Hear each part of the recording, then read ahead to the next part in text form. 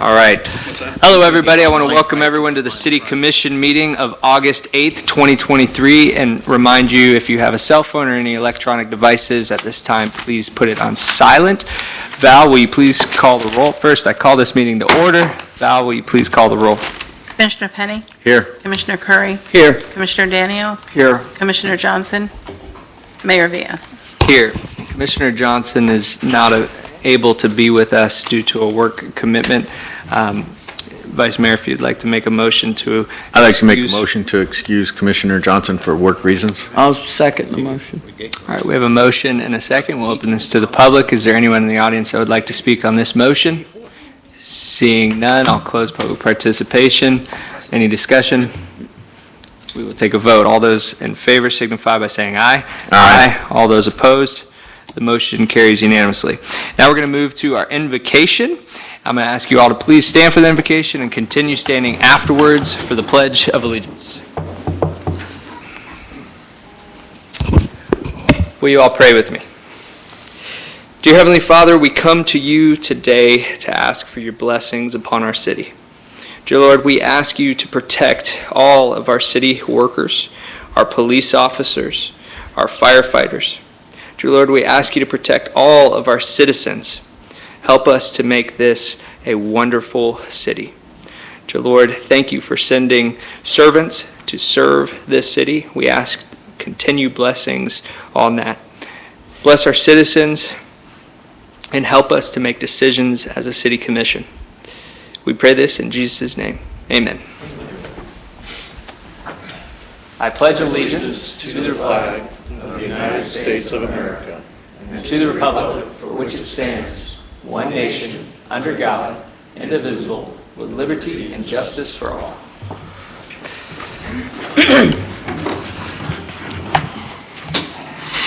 All right, thank you for that. Now we're going to move to our public comments. This is the audience's opportunity to speak about anything not on our regular agenda tonight. Heidi, your hand was up first, so I'm going to call you up. Give you some time to breathe. Hi there, I'm Heidi Heller, 460 Ridgewood Avenue. Hello again. The only thing I do have to say is thank you very much, Mr. Forte, or whoever else is involved in putting the new benches all around the city for the buses. So thanks again for that. Thank you. A long time coming, but they're done. Thank you, Heidi. Love the positivity. If you would like to come up now. And just state your name and address for the record, and then you'll have 5 minutes, but first take a deep breath. It's all okay. We're all friends here. I just don't like doing this stuff. I know. Hi, my name is Leslie Graham. I live at 407 Riverside Drive, which is Riverside on one side and Silver Beach on the other side. Years ago, when we bought our house in 2014, considering I have standard poodles, I asked to be able to put up a privacy fence. I was told by the city that because of having 2 front yards, there were no privacy fences allowed in that area. I remember Mr. Burns was here at that time, spoke with him, spoke with Chris, think even your father and stuff. Well, we have new people in the neighborhood, and one of the commissioners has already came out and seen it, but they have put privacy fence up on the Silver Beach side drive around an above ground swimming pool. And to look at their yard right now, you don't know if you're going to a carnival or you need to tie your horses up. There's white privacy fence that's mixed with brown privacy fence that's mixed with corral fence, and now they've put netting on that belongs what you do your fine washables in. So I guess I have white picket fence. My daughter lives next to me. She has white picket fence on Riverside Drive. 4 foot, perfect, it's fine. I guess I want to know what happens now because I've called the city, can't get any answers. Can I put privacy fence up? Which is our front, which is our back? I mean, it's just absolute craziness out there because it's going to get worse because the old people are dying off and young people are coming in. And I know the house on the corner, 331, just sold. She's going to put a fence up. Whether or not she's applied for the permit yet because the house just sold on the 4th, I have no idea what's going on, but I'd like to have it addressed. The only privacy fence that was on that house at the very beginning was down on the corner at 331. They have an in-ground pool, He had a bird cage there, and it got torn down twice from the storms, so he was allowed to put up a privacy fence around it. Thank you for listening. Thank you, Leslie. Is there anyone else in the audience that would like to speak? Yes, sir.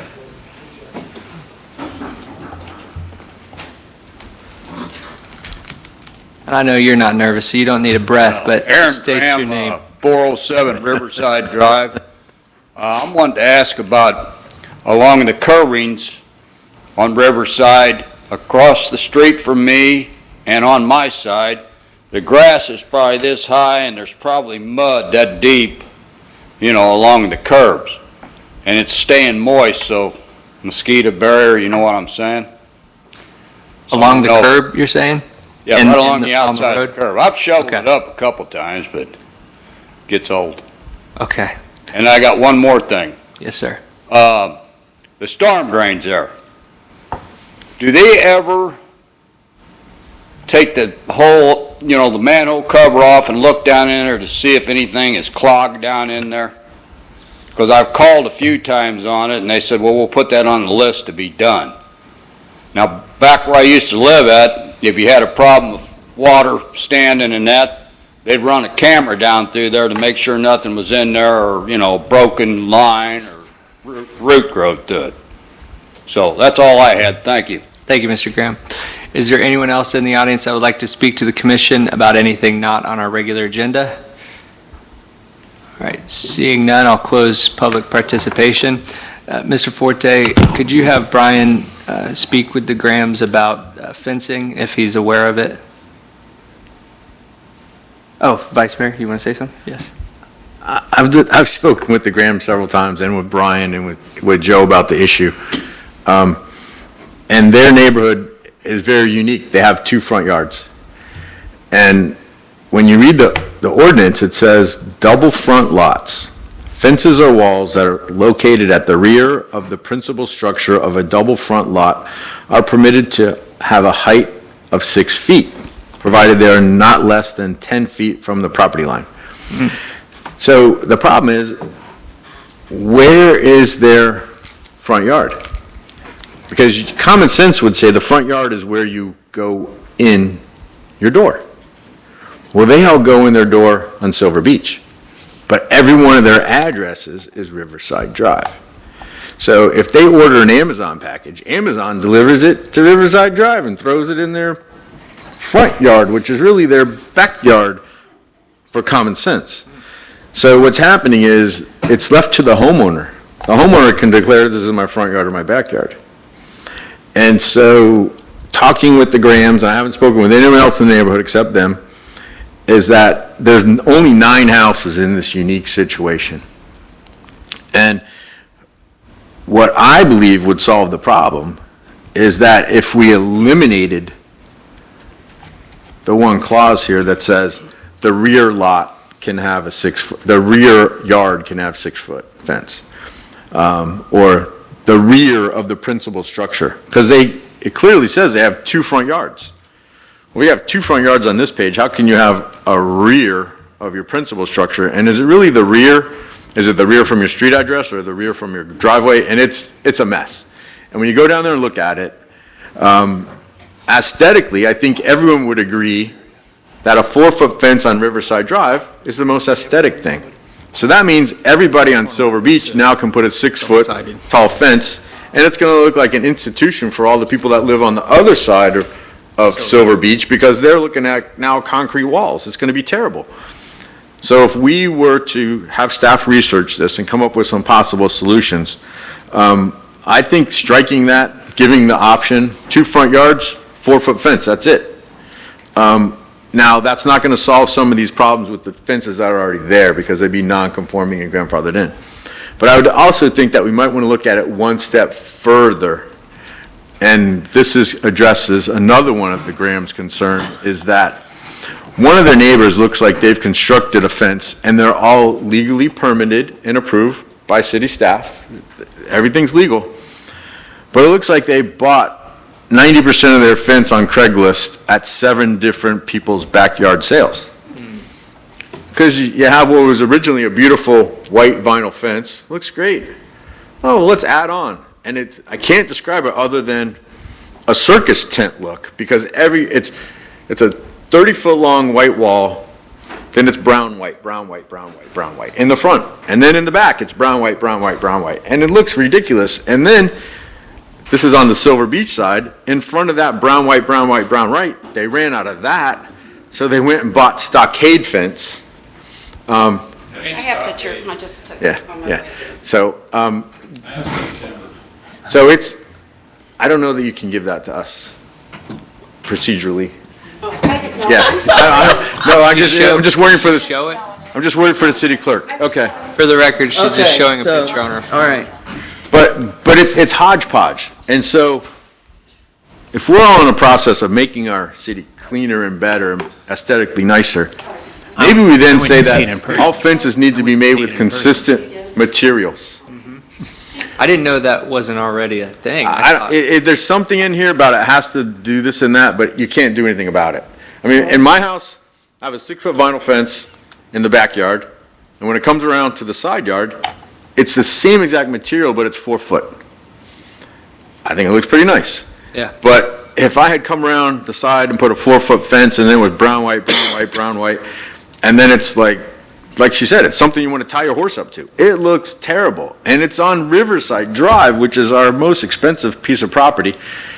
So I think we'll probably have to workshop this, but 2 simple solutions would be fences have to be consistent material and no 6-foot fences on double front lots. Or potentially defined a front lot by where the front door or the driveway is located. You see, we have to stop calling it front lots and call it where the property meets the road. Right. But see, if you. Right, with the driveway. If you do that, then their rear lot becomes Riverside Drive. Right. And allows them to have a 6-foot fence on Riverside Drive. Oh, And I don't think anyone's going to want to do that.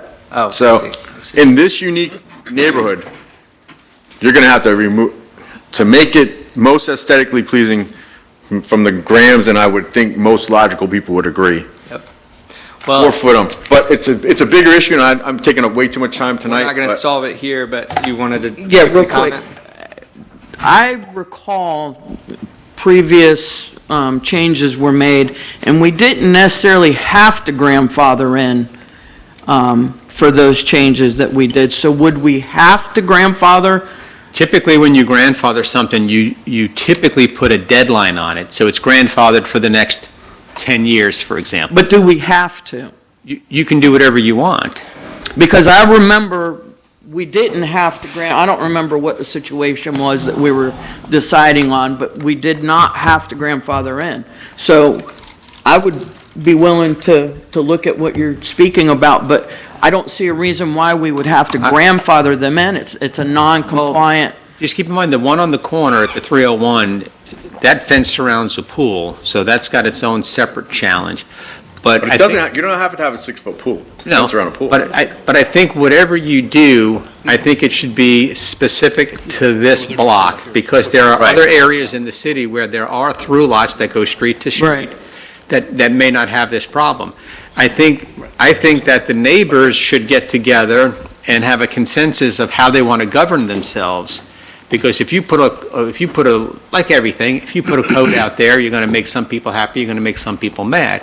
But I think if we can get the neighbors to agree what they think their standard should be, then you could put an ordinance on the books that governs just that unique section. 2 of those houses, the one on the very north and the one on the very south, have 3 street front properties. They're on the corner. Doesn't sound like there's a chance for, I don't know. I don't know if they've talked to all of the neighbors. I don't know. Well, I would definitely be interested, Mayor, in workshopping that. Yeah, I think it's a problem. I think that we can take a look at some solutions. And for now, we're going to continue on with the city commission Can I ask meeting. one question first? Yes, sir. So Joe, would it be inappropriate to have a workshop and send certified letters to those 9 people, invite those 9 people to come talk to us, rather than having, They don't have to be certified. We can mean- just send letters. I mean, I'd be glad to go, I'm the commissioner there, I'd be glad to go have a neighborhood meeting, but I think it'd be better if we invited, it's only 9 of them. It's your Invite those 9 district. people You to can go come. down there and personally invite them. Right, okay. And at least one of them will not like what we're trying to do, and that's the one that's violating. Right. So. that's what I was going to say. You There's know, no point getting together because it sounds like there's not going to be a amicable, Well, the majority's going to rule. Meeting. Rules, not everybody's happy. you're talking about majority rule? I'm sorry to take us off this No. rabbit trail. No, it's fine. I would like to workshop it. Okay, well, we'll ask staff to maybe look more into it, maybe with some solutions, and then maybe we could workshop it if need be. Otherwise, if it can just be fixed, It's not going to be able to be fixed unless we Okay. change. it's going to have to be from the commission. Then let's go ahead and put that on the schedule to look You can into also it. send it, it have to go to the planning board, so you could send the issue to the planning board to come back with a recommendation. Okay, Whatever you came up with would have to go back to the planning board anyway. okay. Yes, sir. Scott, can we, since it looks like it's the will of this commission to at least discuss this, can we place a moratorium on any new fence permits on that area now? Now, no. No? I mean, you would have to, it would be have to be advertised as an ordinance, most likely. I have to go check it and see. But moratoriums would require some type of ordinance, most likely. I just hate for someone to go put up a 6-foot fence, then 3 months from now, we declare that they're illegal and there's no grandfather, and you just got to take it all down. What you could just, if you want that, what I would tell you to do is to direct staff to bring back a moratorium. Right, that's what I was asking, yeah. Well, no, you're asking, could we do it now? I don't mean this minute, I meant like, Before we come up with a permanent before we come up with a solution. permanent Yeah, what solution. you could do is you could direct staff to come back with a moratorium, 6-month moratorium to allow no fence permits in that designated area. I don't know if I'd say no fence permits, but no 6-foot fence permits. 4-foot, because 4-foot would always be allowed, Right. so just no 6-foot. There's 6-foot fence permits. And just, I don't know what Commissioner Curry was talking about. Typically, what grandfathering is, somebody does something legal, we change our rules. And now what was once legal is no longer legal. And you allow them. Was it to do with the thrift stores? I think it had to do with outdoor signage. It was something to do with, We gave them, That was outdoor displays, we gave them 6 months. yeah, Yeah. that's what it was. And the reason you grandfather is because if you don't grandfather, you've now taken their property. You're saying something was legal, they built it, they put money into it, and now you're coming back and saying, now you gotta yank it out. So you amortize it out, give them a useful length of time to comply, and it's kind of based on how valuable the issue is. A fence is not as valuable as the house, That's why we never make somebody comply with a non-conforming structure of a house. We're not going Right. to tear their house down. But we may say, look, within so many years, you got to bring your fence into compliance in this issue. And we can amortize it out, give them notice. And you Scott. got to follow through with it. Is it easier to do it at change of ownership? Can you say this is only conforming until the change of deed? I've never seen it done with a change of ownership. It's always a duration, a period of time, but maybe that's a way to do it. It would have to be recorded in the records, so. the What if they public never records, sell? When they pulled it up and did a title Die search, you'd see that. I think your best bet is to put a time frame for the non-conforming. Agreed. If that's what you agree that that's what the result is going to be, then you can put a time frame on it. Because the issue is, what is the cost of compliance? I thought we did that before. I just It may have remembered been that something happening. It may have been. We did it for In the the- outside displays, Yeah. and we let them. Michelle, can Well, you that- come, that there was doesn't no cost cost. anything, so there's no Right. can you cost come here, associated please, with for a that. second? Okay.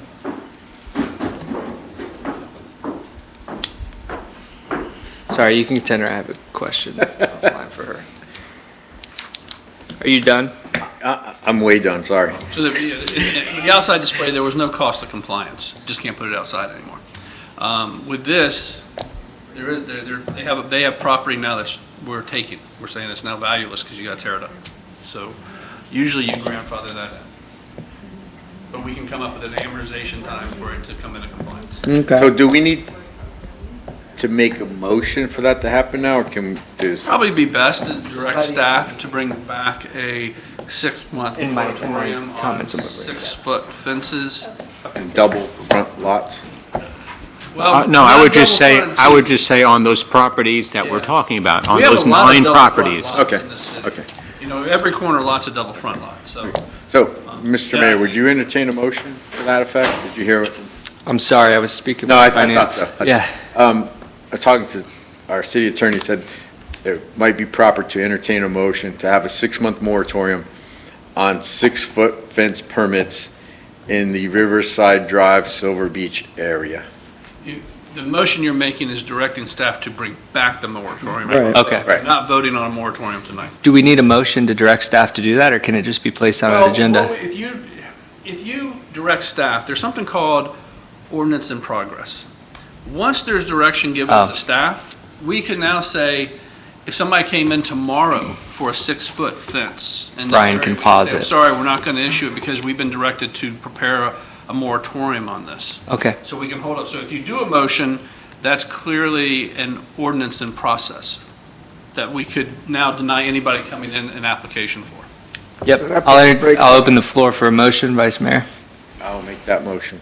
I'll second that motion. We have a motion and a second. We will open this up to the public, if you can keep it short. Real quick. Nope, come up to the mic, yep. And just reintroduce yourself again and your address. Hi, Leslie Graham, 407 Riverside Drive. These people, the neighbors that we're talking about, and I understand two of you guys have looked at this, say that they have an open permit with the city because now they are going to put a fence up on the Riverside side. An open permit? They don't have Yeah. they have an existing permit. I think if they have a permit, you can't stop the permit that already. Yeah. But can they put a privacy fence up on Riverside now? I mean, what, if you're saying that things have to conform, are we gonna have, I don't know, chain length now? I mean, Yeah. it's just like, where can this stop at? Thank you. It's a good question, and we will talk about that at a future meeting. All right, so, anybody else from the public? Would anybody else like to speak on this? Seeing none, I'll close public comments. We have a motion and a second on the floor, as stated by Mr. Simpson. We will take a vote unless any further discussion. Commissioner Penny. What? I can't make motions, Commissioner Penny did. Well, you stated the motion, though, what it needed to be, so I'm He just did. saying for the record. But it is your motion for the record, Vice Mayor. Is there any further discussion? All those in favor signify by saying aye. Aye. All those opposed? That motion carries unanimously. All right, now we're going to move to the approval of the minutes. We have the minutes from the July 11th, 2023 Budget Workshop, Enterprise Funds, and the July 25th Regular City Commission meeting. Can I have a motion to approve the minutes? Motion to approve the minutes. Can I have a second? Second. We have a motion from Commissioner Danio and a second from Vice Mayor Penny to approve the minutes. Is there anyone in the audience that would like to speak on the minutes? Seeing none, I'll close public comments, and we will take a vote. All those in favor signify by saying aye. Aye. All those opposed? The motion carries unanimously. Now we're going to our consent agenda, items 1 through 3. Thank you. The action proposed is stated for each item on the consent agenda. Unless the city commissioner removes an item from the consent agenda, no discussion on individual items will occur, and a single motion will approve all items. Is there anyone in the audience who wishes to speak on any item on the consent agenda tonight? Seeing none, I'll close public participation. Is there any commissioner that would like to remove any item on the consent agenda? All right, I will entertain a motion for approval of the consent agenda. Motion to approve the consent agenda. Second. We have a motion to approve the consent agenda, items 1 through 3 from Commissioner Curry, a second from Commissioner Danio. No discussion is needed. All those in favor signify by saying aye. Aye. All those opposed? The motion carries unanimously. Now we'll move to our regular agenda tonight. That is Resolution 2023-R-41. Mr. Simpson. Resolution number 2023-R-41 by title only for first and only reading. A resolution of the City Commission of the City of Holly Hill, Florida, approving a resiliency agreement with the Florida Department of Environmental Protection, amending the fiscal year 2022-2023 annual operating budget, providing for severability, and providing for an effective date. Thank you very much. Mr. Forte. Okay, so as in the discussion, it says that the Department of Environmental Protection announced that the City of Holly Hill was awarded the resiliency grant in the amount of $75,000. The studies, it's going to fund a study that's going to be for acquisition of background data for critical and regionally significant asset inventory, topographic data, and flood scenario-related data. Mayor, if you recall, this is the resiliency grant that you and I spoke with probably over a year ago. So this is the next round where we actually were able to get funded 100% for this. If, depending upon what the data shows, we may be able to go back and get construction grants based on the the results of the data. So this right now is, you got two agenda items that are going to be here. One is for the accepting the grant and approving the agreement, and the other is going to be a budget amendment where we bring the monies in and then budget it to be spent out. Thank you very much, Mr. Forte. Are there any questions for staff from the commission? All right. At this time, we will open this up to public participation. Is there anyone in the audience that would like to speak on this item tonight? Seeing none, I'll close public participation and I'll entertain a motion for approval. Motion to approve. Second. We have a motion to approve Resolution 2023-R-41 from Commissioner Curry and a second from Commissioner Danio. Is there any discussion needed? All those in favor signify by saying aye. Aye. All those opposed, the motion carries unanimously. Now, moving to number 2, Resolution 2023-R-42. Mr. Simpson. Resolution number 2023-R-42 by title only for first and only reading. A resolution of the City Commission of the City of Holly Hill, Florida, approving a proposal from Mead and Hunt, Inc. to provide a vulnerability assessment on behalf of the City of Holly Hill in the amount of $75,000, and authorizing the city manager to execute same and providing for an effective date. Thank you, Mr. Simpson. Mr. Forte, anything to add? And no, but it's just that Mead and Hunt will do the work. Thank you very much. Are there any questions for staff? Same 75,000. 75. All right. Same one as before. The first one. That was the grant. With that, we will open this up to public participation. Is there anyone in the audience that would like to speak on this item tonight? All right, seeing none, I will close public participation and I'll entertain a motion for approval. So moved. Second. We have a motion to approve Resolution 2023-R-42 by Vice Mayor Penny and a second from Commissioner Danio. Is there any discussion needed? All those in favor signify by saying aye. Aye. All those opposed, the motion carries 4-0. Now we're moving to our public hearings. We have one public hearing, and that's ordinance 2023-0-3062 for second reading. Mr. Simpson. Ordinance number 2023-0-3062 by title only for second and final reading. An ordinance of the City of Holly Hill, Florida, amending Chapter 42 Pensions and Retirement, Article 3 Firefighters Retirement System of the Code of Ordinances of the City of Holly Hill, Florida, providing for the Holly Hill Firefighters Retirement System to provide disability retirement benefits for cancer diagnosis pursuant to Section 112.1816 of the Florida statutes, providing for a repealer, providing for a savings clause, providing for codification, providing for severability, and providing for an effective date. Thank you, Mr. Simpson. Nothing has changed on this. Mr. Forte, am I correct? Nothing has changed, nope. Would you like to update anything? Yeah, this is just where the state law has changed to require certain cancer diseases and firefighters would be covered, and it's adopting that state law into our ordinance. Thank you very much. Would any commissioner have any questions? Okay, seeing none, we'll open this up to the public. Is there anyone in the audience that would like to speak on this item? Seeing none, I'll close public participation. I'll entertain a motion for approval. Motion to approve. Second. We have a motion to approve from Commissioner Curry and a second from Commissioner Danio. Any discussion needed? All those in favor signify by saying aye. Aye. All those opposed, the motion carries 4-0. Now we'll move to our communications. Mr. Forte, what do you have for us tonight? If you'll just indulge me for a moment, I'm going to ask Val to put up an org chart for you. I thought I was going to need this at the work session, but I'd like to at least bring it up here. This is the Public Works organizational chart. There are 41 employees in the Public Works Department. Unfortunately, I can't use a pointer on here. I might be able to go over and use Val's mouse. Does your mouse work over there, Val? I don't think that shows up on the screen, does it? Where's Arthur Burns?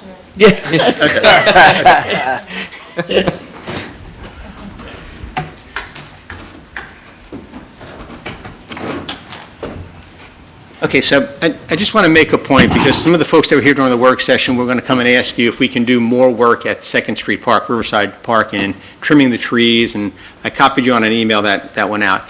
And I just want to kind of make sure the commission is aware of the challenges that we have in the Public Works Department. So we have 41 employees in here. It's the same number of employees that we had in 2000. We haven't had any more. We did drop down, and then we went back up to 41. And the reason we're at 41 is because we hired, if you remember, we hired one young man who is, my light's not working, who does the trash collection along the roads. His name is Ben. And then we hired 2 other employees when we lost the inmates. Now, the inmates were 6 to 8 people that came 4 days a week for about 6 hours a day. That's a lot of man hours, and they were doing things like Mr. Graham had asked about clearing the weeds along the curbs. We just don't have the manpower, and it's hard for me to explain that to everybody that I have 2 lead operators, one position is vacant, and under there's 3 people on one side and 2 people plus Ben on the other side. That's all that I have that does buildings and grounds, roads, stormwater, locates. I have a total of 6 employees. So they're really stretched thin, and I'm not making excuses. I'm just trying to put it in perspective for everyone that the guys are really busting their butts. The people that are down below that, those are the distribution and collection, the field water and wastewater collection mechanics, so they're not involved with the folks that they're at the top. They just fall under that same supervisor. So when we have storms coming and they're out cleaning catch basins, and these are the same folks that are cutting all the grass around the retention ponds and the right-of-ways in Ridgewood. So I just want to kind of put it in perspective that you can see what I'm talking about when I say we have a staffing challenge. We're getting it done, but without those inmates, and granted the inmates did cause damage to some of our stuff when they were working. I did reach out to Matt Reinhardt this last week about seeing if he knew when we could potentially think about getting those inmates back to get the work crews here, because that was a lot of man hours that we lost, and it's not being made up with 2 additional employees. It's just near impossible. So Antoine and his folks are doing a good job of trying to prioritize, but when I have somebody that calls me and says, I need you to trim a tree in a park, that is an extremely low priority for us right now. We're doing things like catch basins, cutting the grass. I couldn't tell you the number of water and sewer lines that are being damaged, not only by Wire 3, but some of them that are just breaking, the stormwater pipes. Antoine didn't know I was going to bring this up tonight, so he doesn't know what I'm talking about. But I just thought I was going to have to bring it up at the last meeting when these folks were asking me to trim trees in a park. They live on the 3rd and 4th floor, and they look out to what's now a mature landscape. It's not the little baby palm trees and the brand-new retention pond. It's mature, and we don't have a contract with our landscape companies to go in there and trim those trees back. At that park, they're looking for $10,000 to do tree trimming. And so I just want to make you aware of it, that if you start to see some of these emails or messages that are coming back, I just want you to have a little bit of perspective of what's going on. Joe, do you have any idea of the inmate situation? No Because I sign think in that the near future of them really coming back. did help. Yeah. There's no indication that they're coming back anytime soon. Did Councilman Reinhardt tell you one way or another that what he thinks? I mean, he's a former warden. Yeah, he's in And obviously he's in kinda- favor of it, but he also was explaining how there's got to be a buildup. Those inmates do internal work within the facility, and with COVID, believe it or not, the number of prisoners, that population actually went down. So they don't have enough people doing the work around the facilities themselves, which is their own groundskeeping. They do cooking, they do cleaning, they do all these kind of things. And then once they start to open that up, it's going to go to first state agencies, then it'll go to counties, and then it'll go to cities.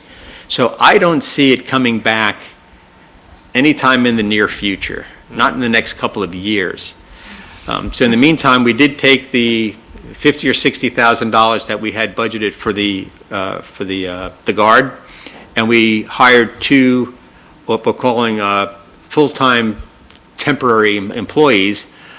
But basically, they're permanent, until we ever get that back. But, getting 2 full-time employees to replace 6 to 8 inmates 4 days a week, we're not catching up. We're just not catching up. So, and I mean, that's not a plead for anything, it's just trying to bring you up to date. Appreciate that, Joe. Do you have anything further for us? No, that was it, thanks. All right. Mr. Simpson? Nope. Okay. Val? Anything? Scott? I have a few things tonight. First, I was going to ask if staff is aware of any ordinance that we could possibly, today was 102 degrees, if we could maybe like set an ordinance of 90 degrees or under. I don't know if, if we could Told you do the cold something. front's coming Look at Thursday. Joe, he's looking at me like I'm serious. They're Only 90 actually- degree heat in Holly Hill. That's, I think a lot of people would want to move here. We can do it. Max, It's maybe it's an 85 enfor- while we're it's an at it. enforcement issue. Yeah, it was a I was hot. gonna say, I don't know that we'll be able to enforce that. Chamber, it's a chamber problem. We do have what? Chamber of Commerce Chamber to, problem. I think we do have something on the books that if it's too hot or too cold, certain employees can't do certain work outside. Which I We think is have good. that? I don't know if it's in the fire department or the front That's interesting. something. Well, it was just a lighthearted joke. Oh, you caught me off I guard. like that I caught you off guard. You thought you were serious. Serious. Well, he got me thinking. I'm like, well, let me go back to my list. Let's see. And see what. No, it's been a really hot day. So I did want to bring up a couple things. Yeah, I wanted to bring up a couple things. I want to thank Commissioner Curry for attending the Florida League of Mayors in my stead coming up on Yes, sir. on Wednesday, because we received a grant, as I said in the last meeting, for our Imagination Library.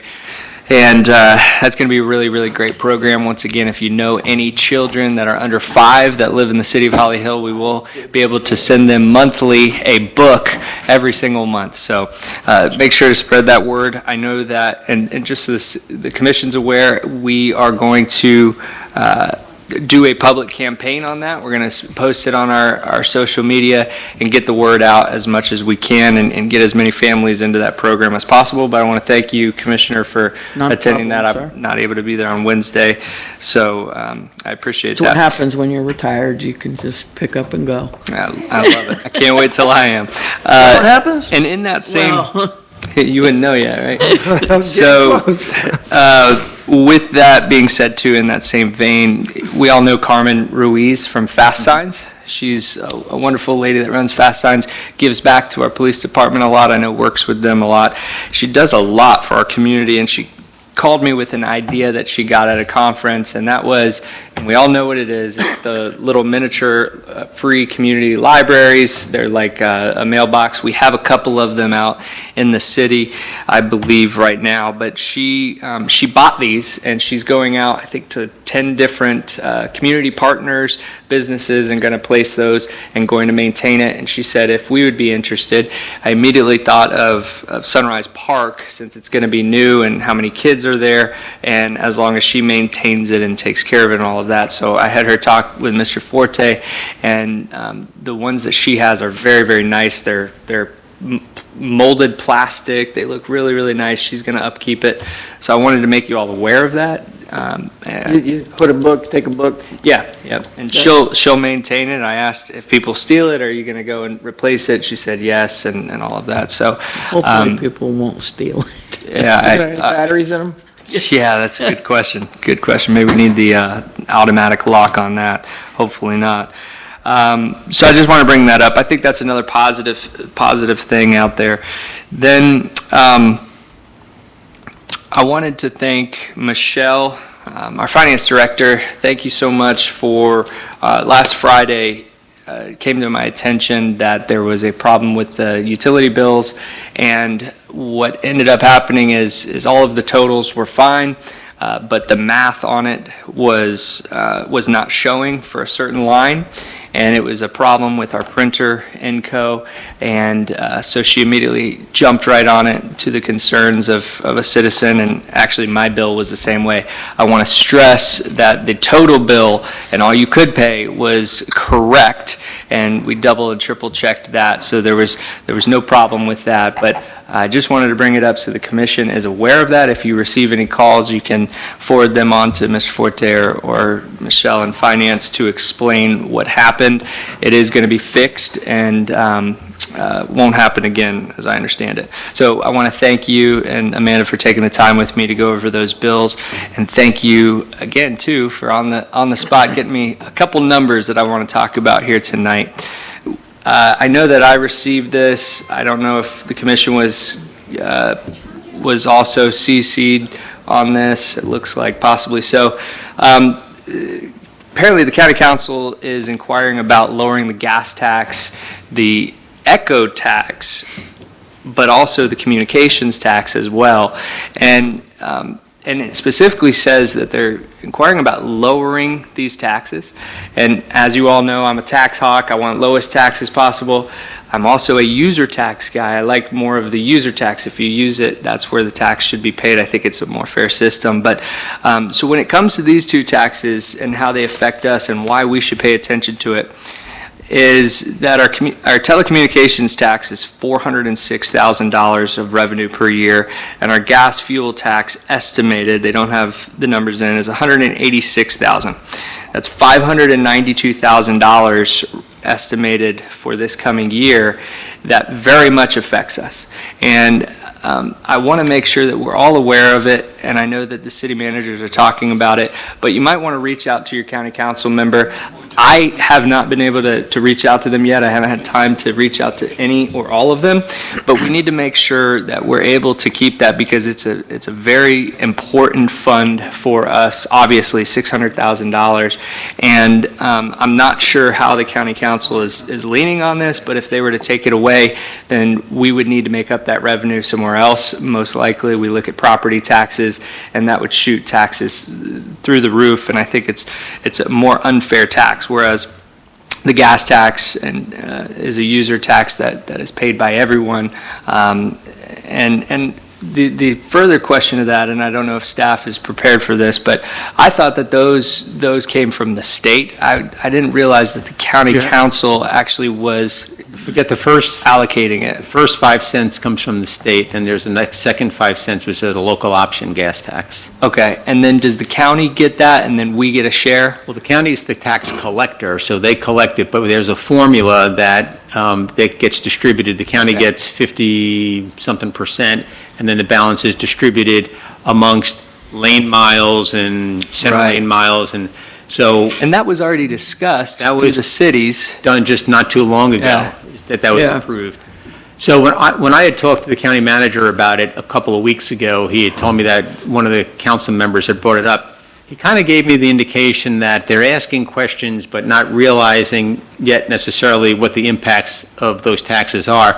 And he thinks this is more of an educational moment, a learning opportunity for 5 new council members, and not to panic just yet, but it's certainly worth keeping an eye on just to see, freshman council members may make decisions not knowing really what the consequences are just yet, so we're just going to watch it. Completely. Let's keep our eye on the ball there so that doesn't happen. And if it starts to go that way and you or your staff sees that, if you could please keep us aware of that. And, I'm willing to go to speak to every council member and then speak publicly about the impact that it would have on our city. And I think that the rest of the commission would do so as well. So that's all I have for tonight. And with that, we're going to move over to the Vice Mayor. Thank you, sir. I like the book idea, but I need to give Mr. Legary some credit for all the books over at the YMCA. I don't know how many years it took you to get that done, but there's a lot of books still over there, huh? Yeah. So take a book, give a book at the YMCA. There's thousands of books over there. Commissioner Curry and I had the opportunity to attend the school this past Saturday. School had a community barbecue, free to anyone that wanted to come. I pulled up in the front parking lot of the school, disappointed that there were still parking spaces there, only to realize when I walked into the courtyard, there was 300 people there that had parked in the back of the school. So it was very well attended. The school staff is excited about things coming up. A few new clubs I saw that were on the Holly Hill Fishing Club starting this year. Early Learning Coalition was there. some DJ guy gave them a pallet of free school supplies. They were giving away books and backpacks and pencils and pens and crayons. So it was a really good event. It had free hot dogs and hamburgers. The principal and assistant principals were out there, and they're reforming their PTA, so they were signing up PTA membership. So great community event. Thanks to all the staff there that put it on. And to that, the first day of school is August 14th. A couple principals ago, they started this red carpet thing where they put a red carpet, they have a band out there and a DJ, and anyone that can come from the community, come and welcome the kids. They'll give you a sign, first day of school, giving out high fives to all the kids. It's really exciting. So it's 7:15 if you can show up at the school. Commissioner Curry will be dropping off at least one kid there, I'm sure. Two. Two. Commissioner, what date is that? The 14th of August. Yeah. So that's next coming up. Yeah, so it's Monday. Monday. And one last thing I want to talk about before we get too far along in the budget process, and I don't want your head to explode, Mr. Mayor, because I know you're the tax guy, but I'm just doing some math. Okay, I'm a math guy, and I'm just hearing that we have so many needs in this community, whether it's sidewalks or I heard a great idea. Tear down the bathrooms and make them like Buc-ee's. How much is that gonna cost? We know at least $400,000. Staffing, we don't have the staff to scrape up the stuff on the roads like we did. So we always compare ourselves to South Daytona demographics. And I look at South Daytona's tax rate, it's 7.75 currently, and they're setting their budget at 7.75 for next year.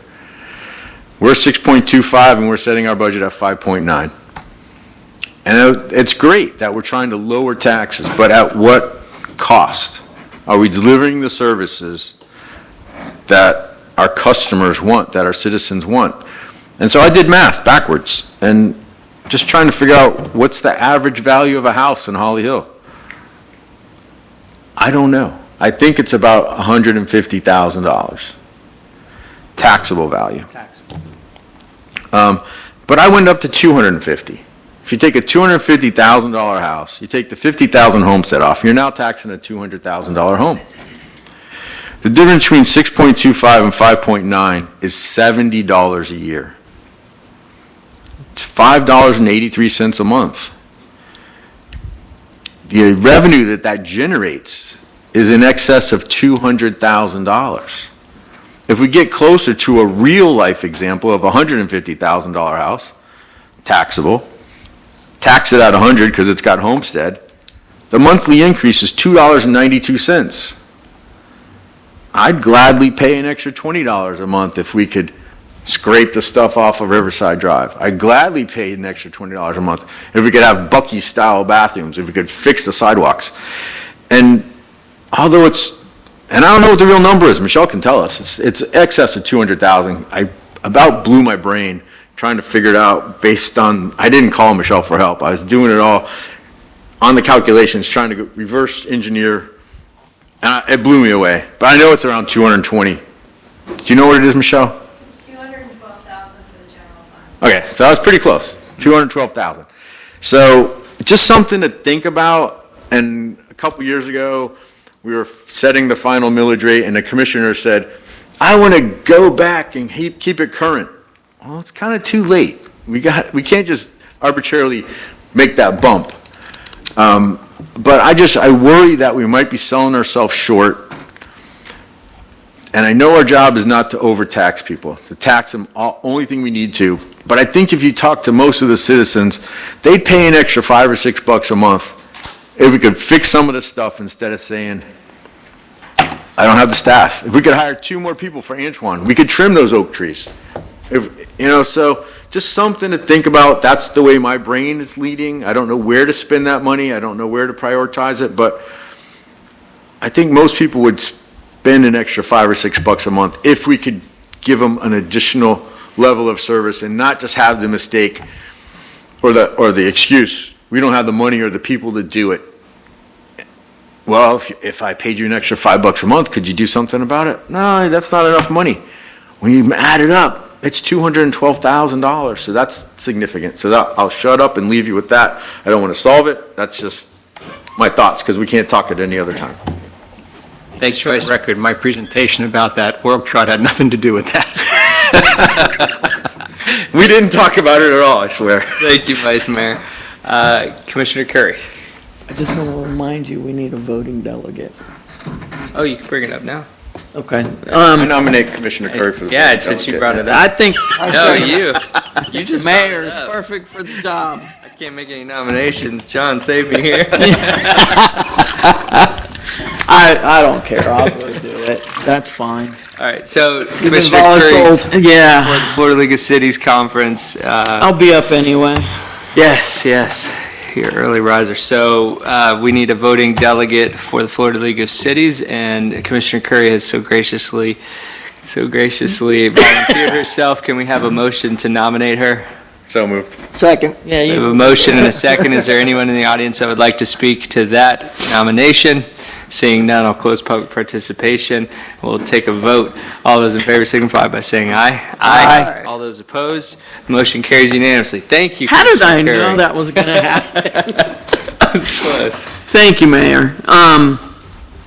I would also, you took my thunder about the weekend. Oh, sorry. It was a great event. I was really impressed by the turnout. There was a lot of people there, and the kids were having a blast.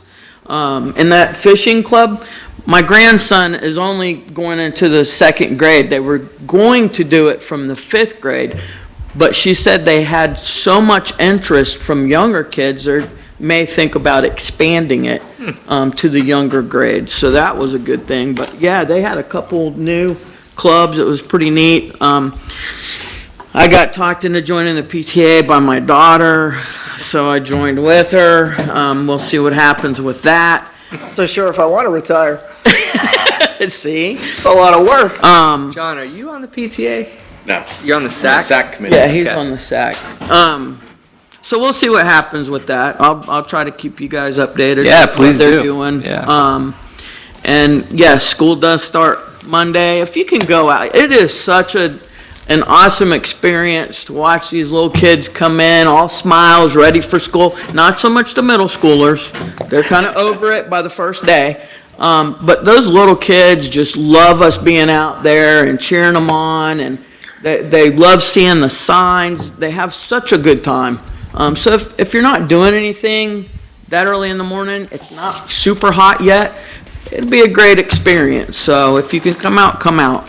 And other than that, I'm going to go off and see if I can learn a few things this weekend at the conference. So All right, thank you, Commissioner Curry. Commissioner Daniel? I was not able to make the barbecue. The principal and his wife came in for lunch on Wednesday, and I told them I would be there unless I had a grandbaby, and I did over the weekend. Or actually, it was Thursday, and we came back late Saturday, so we got another Awesome. baby girl in the family. So, Congratulations. yeah, thank you. JP, if we get Chick-fil-A to run our country, we would have all these problems fixed. And if we could get Walmart's $1 million every minute, we could solve our problems too. But I love your passion, and I'm gonna marinate that, because I feel the same way sometimes, you know, we're ready to pull the rug out and try to look like the good guys, and at the end, it's really, in the long run, it's not really the good guys if we're not performing like we're supposed to. So we do have that option, and not opposed to that either, so. But other than that, let's go. I should have put that in my prayer today. Yeah. The Chick-fil-A and Chick-fil-A. God bless Chick-fil-A. Figure it out. Yes, sir. On regards to signing that. Yes, could you bring that up, please? Okay, I think you're authorized to, but you wanted me to bring it up tonight, that we have hired, at the last commission meeting, we entered into an agreement with Tetra Tech to be our representative for the HMGP grant process. So in doing that, there are several documents that need to be signed. They're rather technical documents.